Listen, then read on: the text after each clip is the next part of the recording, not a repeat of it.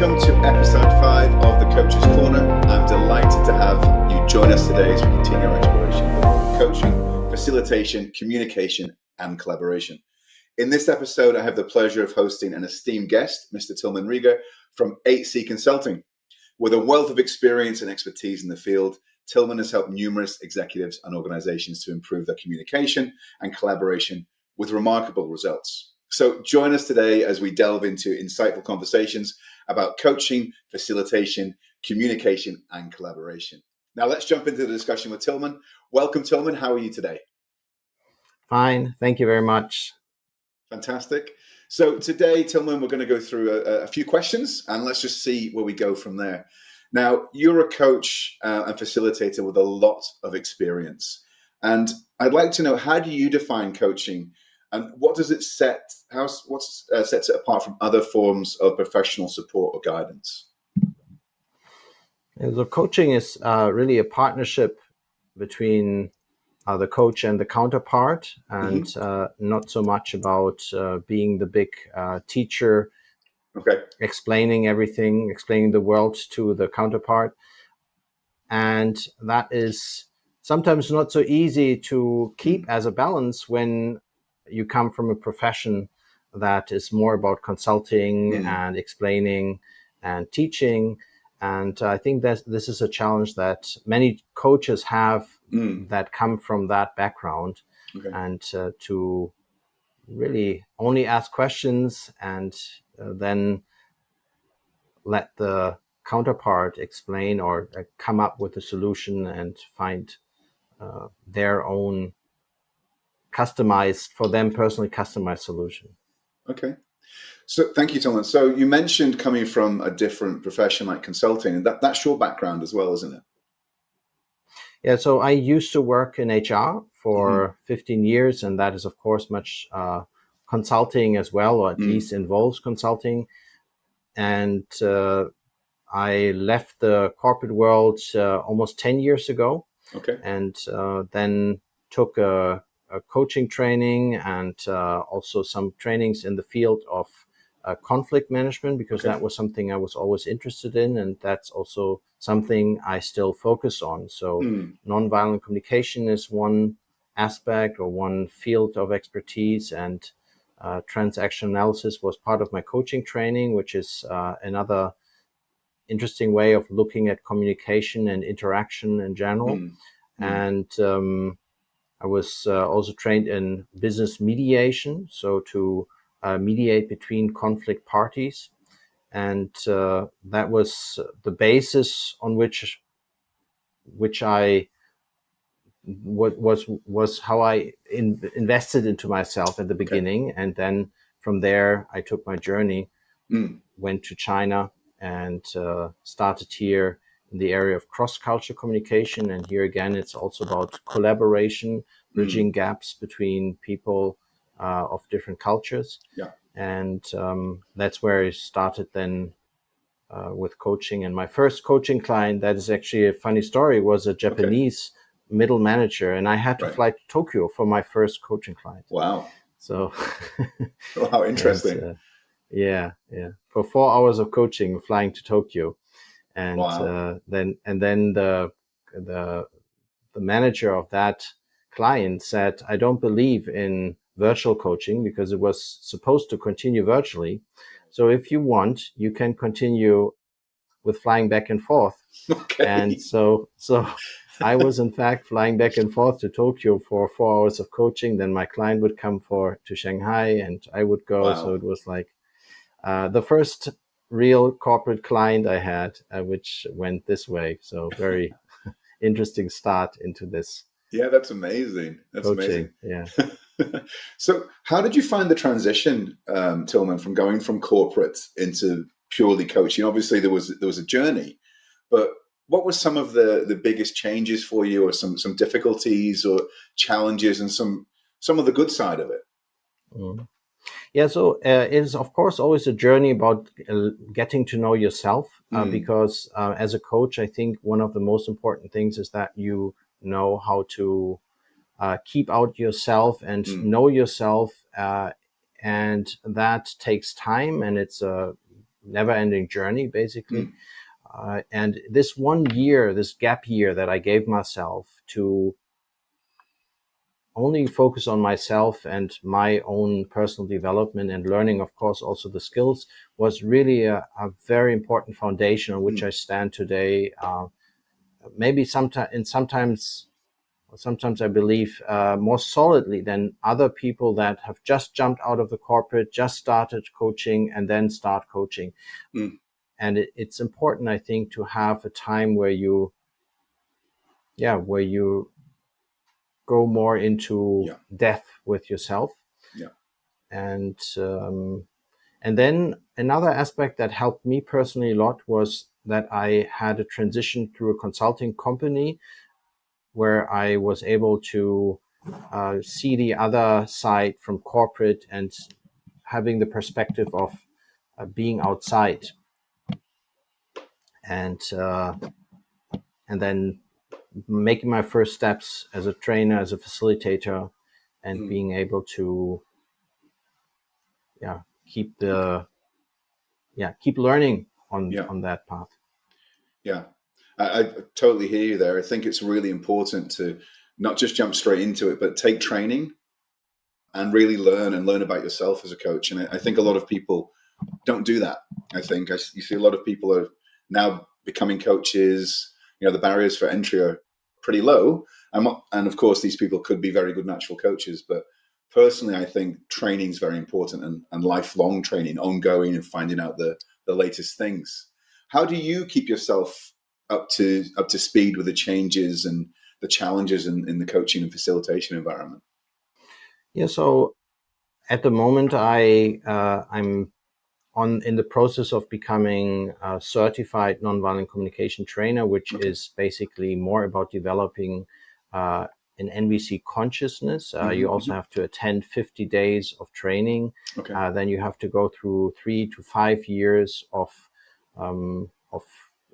further development. So it is a long journey, and I currently have an NVC assessor who is also then coaching me and accompanying me on this journey. So to get to know me and to be really also sure that he can recommend me to become certified, because the certification is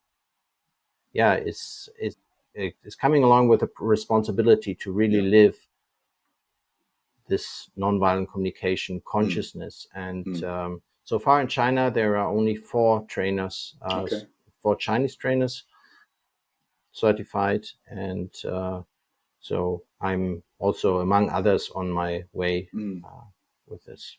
And I'm practicing now this topic of nonviolent communication, which I use for my coaching as well a lot, as a skill of empathizing for now almost 10 years. So that's amazing. It just shows that there's a commitment, right? It's not just calling yourself a coach. There's lots of training to do. There's lots of just ongoing.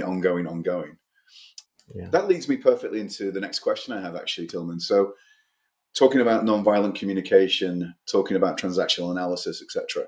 So when you're coaching or even facilitating, do you have any strategies that you could recommend that you employ to create a safe and supportive environment for clients and people in facilitation sessions to really explore challenges and goals? I think the first basis is really this presence and this non-judgmental presence. I have often clients that come to me with, let's say, being sent by HR to be fixed. Yeah. And they come in resistance. And when I can bring across this non-judgmental attitude and they can really feel that I'm not judging them, and I do not automatically believe what others have said about them, and I give them a chance to speak out what is their view, and then this often opens up them in a way that they afterwards become the biggest fans of coaching, when before they were really in resistance. And I had that several times, and I believe that the non-judgmental approach was really the key to that. And Mm. also here again, nonviolent communication is really the best training to train that and to become aware and discover your own judgments and catch yourself in the act. And the other aspect or the other area where I have also invested a lot and have done a lot is positive intelligence, which is the field where also judgment and catching yourself in the act with regards to your inner judge is very relevant and helpful to become aware of. It's a really good example you've given, Tillman. And I've recently, in the last 2 weeks actually, I've had chemistry meetings in 2 corporates, and it's with the HR or with the sponsor and without actually the coachee. And it's trying to get around that is trying to explain to them as well, I have to meet the coachee because you're telling me these things, which is your observation, but maybe they do want coaching, maybe they don't. They don't need it, they have to want it. And really, before we go forward, we have to have another meeting where the HR has been like a gatekeeper and made it quite awkward, to be honest, because how do you actually see if that person's open to coaching and not just being forced to go forward? So how do you handle that? Because it's happened to me. Obviously, you're a much more experienced coach. I'd love to see your insight on how to handle that, where it's HR or the sponsor that wants to have that chemistry meeting.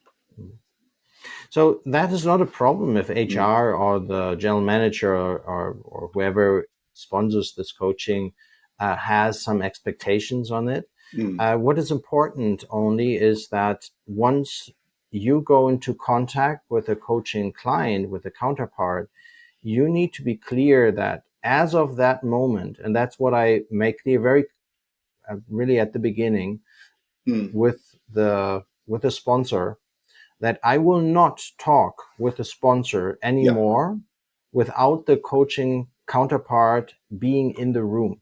So I want them to have full control over anything that I then talk with them about him or her, because they need to know that I'm not talking behind the back about them, and that this is kind of like a manipulation game or maneuver.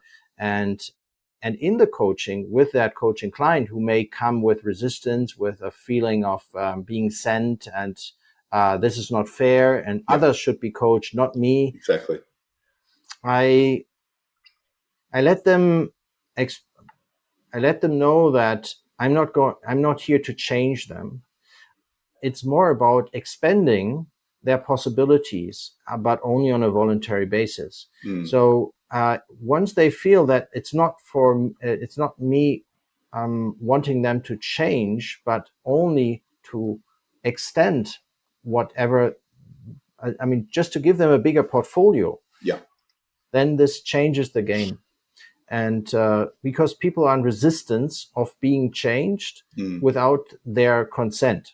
And so autonomy is a very important aspect in this, and giving your client the autonomy to choose what to talk about, what to address, while at the same time, of course, having the assignment in the back of your head. So there is something that needs to be addressed, but for me, it's also important that when I talk to the sponsor, for example, to HR, to the manager, that I clarify if whatever they have said, they have already communicated to the client, or if I can quote them.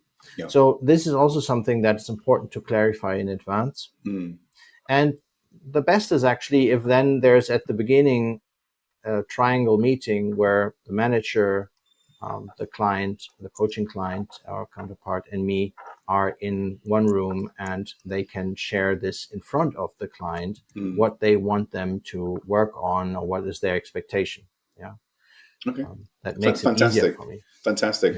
And for any aspiring coaches or actually experienced coaches listening or watching to this episode, that's some really insightful advice there from Tillman. This can often be a difficult thing. How do you actually handle this dynamic? Thank you for that, Tillman. That's really insightful. So you just mentioned positive intelligence, which is, or PQ, which is something that you actually introduced me to, and something that I actually love. So positive intelligence, PQ, it's gained considerable attention in recent years. How do you integrate the positive intelligence principles into your coaching approach when you're not running a pod, a positive intelligence pod? How do you put it into your everyday coaching? And what benefits have you observed in your clients as a result? So actually, almost all my clients run through the program or go through the program. So not that it's a must, but it's I recommend it highly, and I always find ways for them. Once I had a situation where it was so clear at the beginning that this was for the client something where she could harvest so many low-hanging fruits with the program, but she was she didn't want to invest in this time. That was a self-paid coaching, so she did not want to invest into this at the beginning. But then I let her read the book, and that was then her game changer. And then she fully bought into doing the training or the program. Then I use PQ actually only afterwards, when they have gone through the training or this program, to use it as a language. Right. So we have a common language, then we can refer to the saboteurs. The counterpart can reflect on his or her saboteurs, and we can refer to the sage perspective and whatever it is. But it's more that we use it as a language rather than I use the PQ coaching approach in the coaching itself. Okay. Not that I think it's wrong. It's just it has not really happened yet so far. Maybe 1-2 times I did this, and otherwise I really I collect clients, then I put them together in one pod, or maybe they are leader and they experience it, and then afterwards they want to do it with their team again. So there are different ways how I once had a situation where it was the HR manager who did it and then recommended it to their boss, who was my client. And so there are different ways how it can work. So briefly, Tilman, for people that are listening, watching, that don't know what positive intelligence is, what is it in a nutshell? If someone wanted to join one of your PQ pods, one of the pods, what is it essentially? Yeah. So it's a 6-week app-based program that introduces a framework that has very strong metaphors, meaning saboteurs, and saboteurs are actually the expression of overused and abused strengths. So when your strengths become your weaknesses because you use them too much in situations when they're actually not appropriate. And becoming aware of that can make a huge difference. And then there's alternatively also the sage, the other side of your wisdom, that part of you that you want to further nurture, that gives you the most constructive approach in most situations or in all situations. And then there's another method, which is also a very strong point of the program, that they introduce mini mindfulness without calling it mindfulness. So that is another very strong aspect. It's a combination of neuroscience, cognitive science, positive psychology, and performance science. And it's done in a really genius way, I would say, very transformative. And I have had coaching clients that were clients for me with me for 3 or 4 years. They did this program and they made such a huge jump that I didn't see in all these years before. So it is, of course, it depends on the level of commitment of the person. And that, of course, also depends on the pain they have in their life, if they want to commit to it. And it also depends on other factors, like, do you have a pod that you feel fits to you? I mean, if you have a student and an executive in one pod, it just doesn't click. Exactly. But so I really try to put a lot of effort in selecting the right people. And currently I try to avoid to have pods bigger than 4. Yeah. Normally 5 is okay, but 6 is already actually too many. And and the way I facilitate these pods is also bringing in a lot of the other aspects like nonviolent communication into it, and that makes it maybe different from, let's say, the standard way of facilitating. Yeah. I mean, I totally agree with you. It's really powerful stuff, really. I mean, you introduced it to me. I became a coach, and I've led some people through the pod. I've got a couple of pods at the moment as well, and I use it myself every day. It's so good. It's just one of these genius tools designed for the modern world as well. And I thank you so much for introducing me to it, actually, Tilman. Really appreciate that.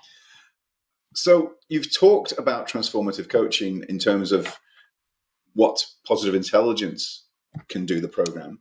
But outside of that, could you give us an example of any transformative coaching experience you've had with a client where they were really able to overcome significant obstacles and really achieve some change or some growth? Yeah, I remember situations where using empathy and nonviolent communication as well as a part of that process was really opening their eyes in terms of self-connection, and also really through this connecting with the people that they were in conflict with, and seeing all of a sudden their perspective, and through this having really a transformative moment. So this is what I experience quite a lot in when there's conflict. Okay.